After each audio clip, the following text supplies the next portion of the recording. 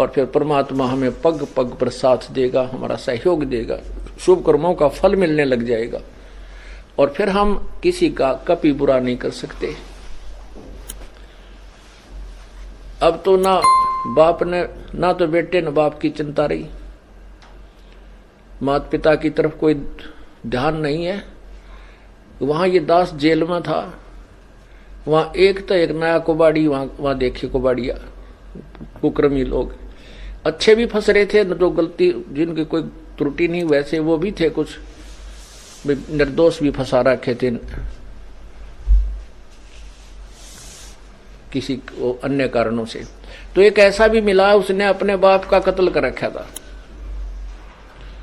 तो उसे पूछा, भाई तने ऐसी गलती क्यों करी, बाप के तो नहीं करना चाहिए था। तो उसी के गांव का और था वहां बंद, वो कहने लगा, जी इसके पिताजी की पेंशन आवती, ये 2 भाई हैं, तो इन्होंने इसका बाटा माँ आएगी और बड्डे का बाटा बाबू पिताजी आएगी, इन माँ बाबुओं को बांट लिया नारा नारा। अब वह पेंशन आवे थी तो वो पेंशन बुढ़ा ने बोला, मैं तो भाई जिसमें रोटी खाऊंगा उसने दूंगा, तेरे को क्यों दूं जब तू मेरी सेवा नहीं कर रहा। तो इन्होंने बोला, मुझे आधी तनख्वाह दे, पेंशन दे। तो उस बुढ़े ने ना दी उसको, तो उठाकर लठ मारा सर में, बुढ़ा मर गया। अब उसकी वो जेल में बंद था। तो पुण्यात्मा ऐसा जुल्म हो गया। माँ बाप ना हम कितना, माता पिता हमें कितने प्यार से पालते हैं। आज जो छोटे छोटे जवान बच्चे हैं उनके पास पुत्र हैं पुत्रियां हैं, वो कितना सीने से लगाए फिरते हैं, कंधे पर बैठाते हैं, सिर पर बैठाते हैं, चूमते हैं। वो लाड करते करते पेशाब भी कर दे, सारे कपड़ों में कर दे काम, और फिर भी बुरे नहीं लगते। और जब वृद्ध हो जाते हैं, जब वो बड़े हो जाते हैं, उनका ब्याह हो जाता है, और फिर वो माँ बाप उनको अच्छे क्यों नहीं लगते, उनकी सेवा करने में उनको इंटरेस्ट क्यों नहीं है। इसका कारण ये है, ये नहीं हो सकता, क्योंकि इसका कारण है कि बुढ़े ने भक्ति ना करी।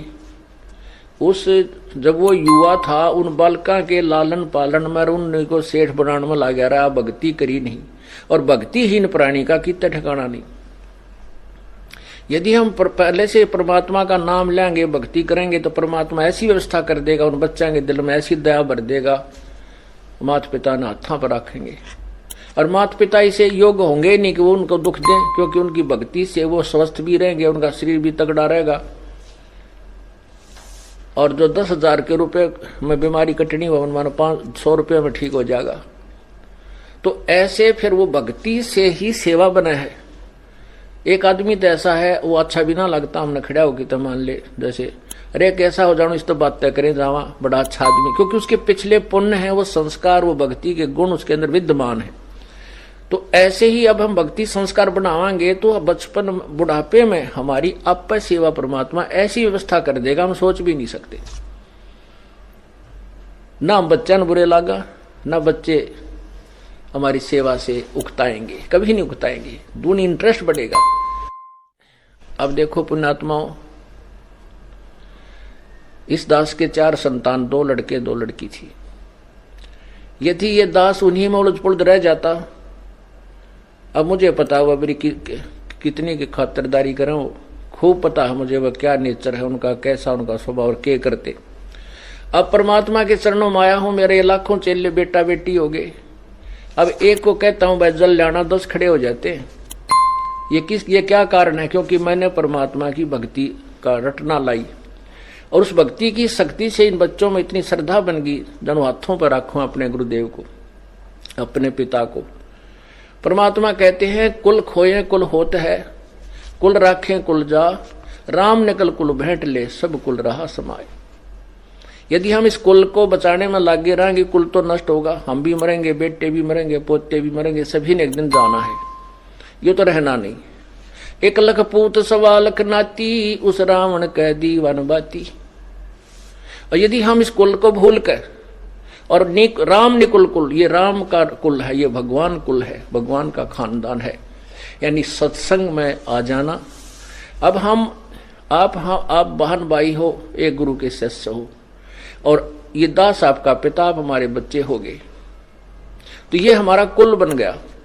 कहते इस राम निकल कुल भेंट ले, सब कुल रहा समाये, बेटा भी, बेटी भी, माई भी, भाई भी, सारे हो गए विस्मय।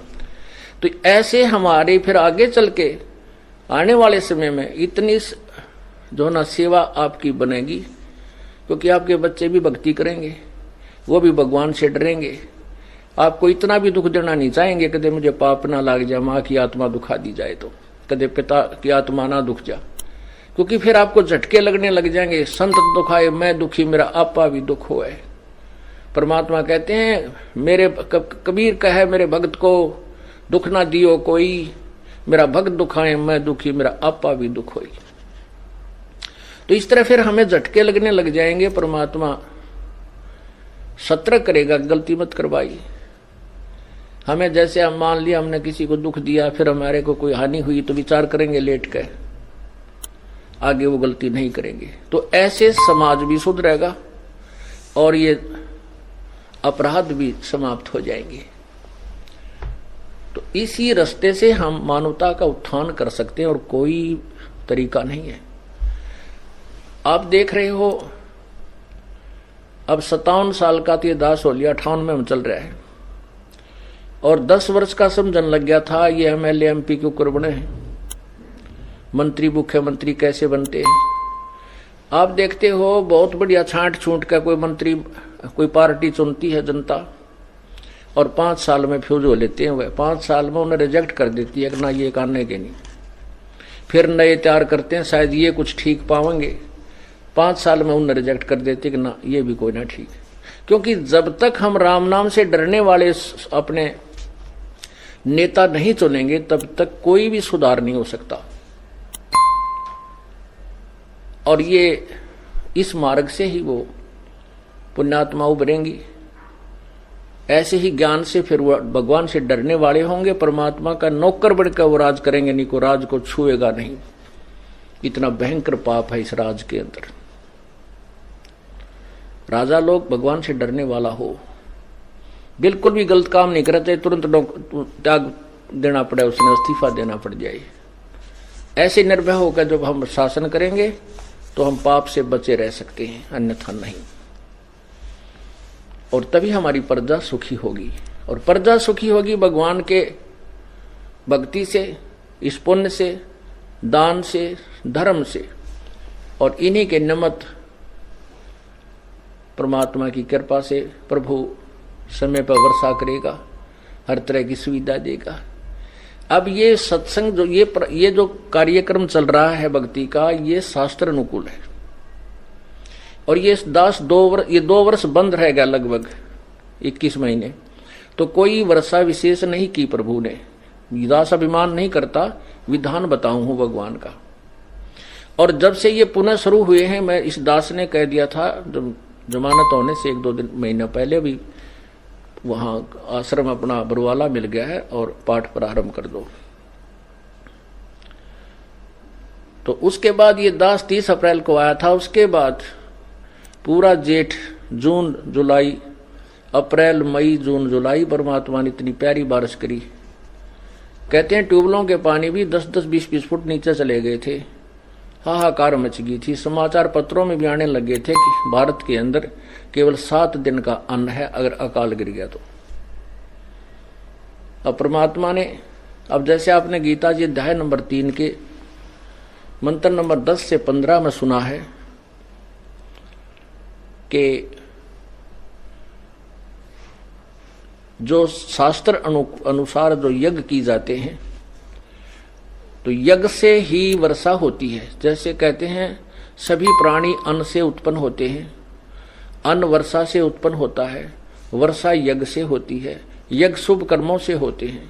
और शुभ कर्म इस काल के लोक में आए तो हमने ये कर्म करने पड़ेंगे। ये काल ब्रह्म से हमारे को ये कर्म लगे, और ब्रह्म की उत्पत्ति हुई अक्षर पुरुष से, उस अविनाशी परमात्मा से। और वो अविनाशी परमात्मा ही सभी यज्ञों में प्रतिष्ठित है। उसी को इष्ट रूप में पूज्य मानकर जो धार्मिक अनुष्ठान किए जाते हैं उनका प्रतिफल सही मिलता है।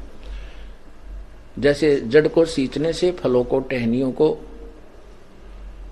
जो फल, टहनियों को फल लगते हैं, तो ऐसे विधि शास्त्र अनुकूल साधना से ही वो हमें लाभ होता है जो धार्मिक क्रियाओं से होता है, तो वो एक इस स्थान के अतिरिक्त कहीं भी धार्मिक क्रिया नहीं हो रही, शास्त्र अनुकूल नहीं है। कर रहे हैं बेचारे उद्देश्य, आपने कल गीता जी में सुना था कि कोई तो ऐसे साधना कर रहा है, कोई ऐसे कर रहा है, वो सभी इसको मोक्ष मार्ग ही मानकर कर रहे हैं, लेकिन वो शास्त्र विरुद्ध होने से व्यर्थ है।